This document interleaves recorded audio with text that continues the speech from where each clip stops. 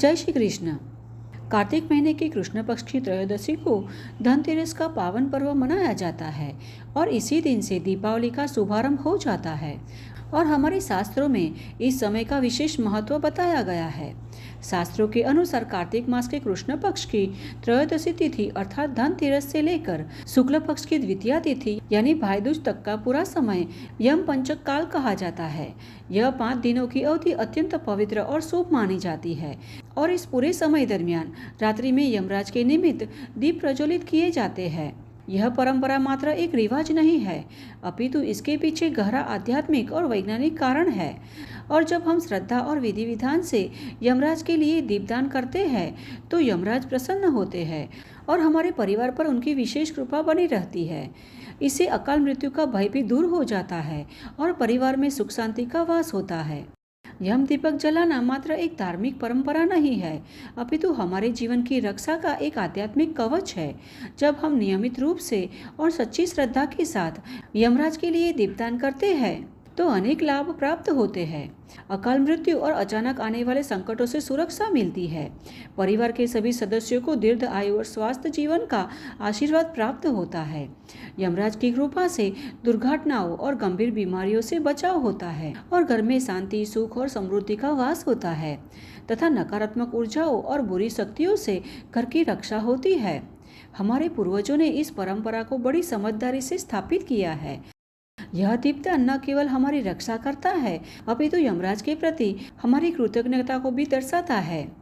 अब सबसे महत्वपूर्ण प्रश्न यह है कि यमराज के लिए दीपक किस दिशा में प्रज्वलित किया जाए, तो इसका उत्तर हमारे शास्त्रों में बहुत स्पष्ट रूप से दिया गया है।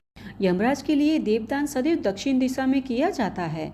दक्षिण दिशा को यमराज की दिशा माना जाता है, इसीलिए इसे यम दिशा भी कहा जाता है।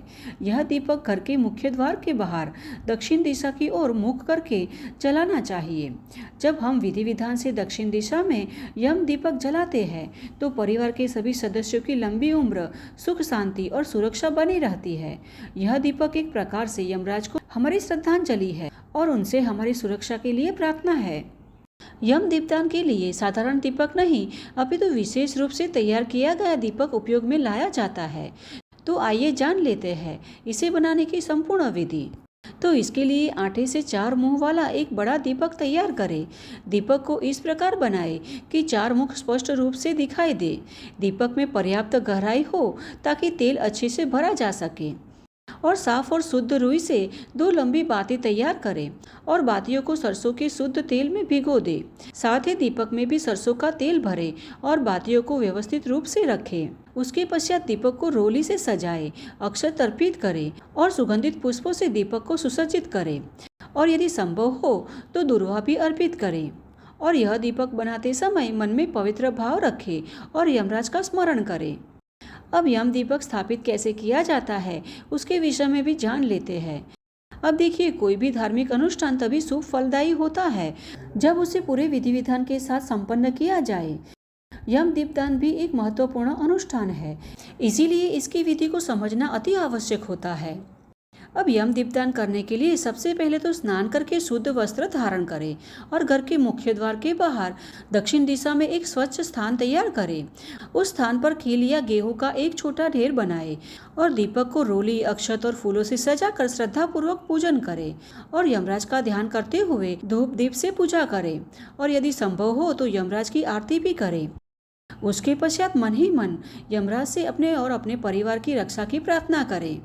अब पूजन के पश्चात दीपक को मुख्य द्वार पर दक्षिण दिशा की ओर खील या गेहूं के ढेर पर सावधानी पूर्वक रखें और दीपक को इस प्रकार रखें कि वह स्थिर रहे और हवा से बुझने न पाए। और दीपक प्रज्वलित करते समय ओम यम देवाय नमः मंत्र का जाप करें। उसके पश्चात दक्षिण दिशा की ओर मुख करके हाथ जोड़कर यमराज जी को प्रणाम करें और मन ही मन यमराज से अपने परिवार की रक्षा और दीर्घायु का आशीर्वाद मांगे। अब इस प्रकार पूरे विधि विधान के साथ यमराज के लिए दीपदान करते समय कुछ बातों का ध्यान भी अवश्य रखना चाहिए, जैसे कि दीपक रात भर जलता रहना चाहिए। इसीलिए दीपक में पर्याप्त तेल डालकर रखें और दीपक को ऐसे स्थान पर रखें जहां बारिश या तेज हवा से बुझने का खतरा ना रहे। और यदि आवश्यकता हो तो दीपक को किसी आवरण से सुरक्षित रखें। अब दीपक जलाने के बाद कुछ समय तक वहीं बैठकर मंत्रों का जाप करें। इस प्रकार विधि विधान के साथ यम दीपक जलाने से अचानक आने वाले संकट, दुर्घटनाएं और अकाल मृत्यु से सुरक्षा मिलती है। यमराज की कृपा आपके परिवार पर बनी रहती है और परिवार में सुख समृद्धि का वास होता है। और हाँ, यमराज के लिए जो दीपदान किया जाता है वह धनतेरस से लेकर भाई दूज तक प्रदोष काल में ही किया जाना चाहिए, क्योंकि हमारे शास्त्रों में प्रदोष काल को यम दीपक के लिए सर्वश्रेष्ठ समय माना गया है। यम दीपदान हमारी प्राचीन परंपरा का एक महत्वपूर्ण अंग है। यह न केवल हमारी रक्षा करता है, अपितु हमें यमराज के प्रति कृतज्ञता व्यक्त करने का अवसर भी देता है। जब हम श्रद्धा और विश्वास के साथ इस परंपरा का पालन करते हैं तो निश्चित रूप से यमराज की कृपा हम पर बनी रहती है। अतः इस दीपावली में सभी यम दीपक अवश्य जलाएं और अपने परिवार की सुख शांति और सुरक्षा के लिए यमराज से प्रार्थना करें। और आप सभी को दीपावली की हार्दिक शुभकामनाएं। तो चलिए, हमारे शास्त्रों में वर्णित ऐसी ही वैदिक और प्रमाणभूत कथाओं तथा जानकारियों के साथ फिर से मिलते हैं। तब तक के लिए जय श्री कृष्ण।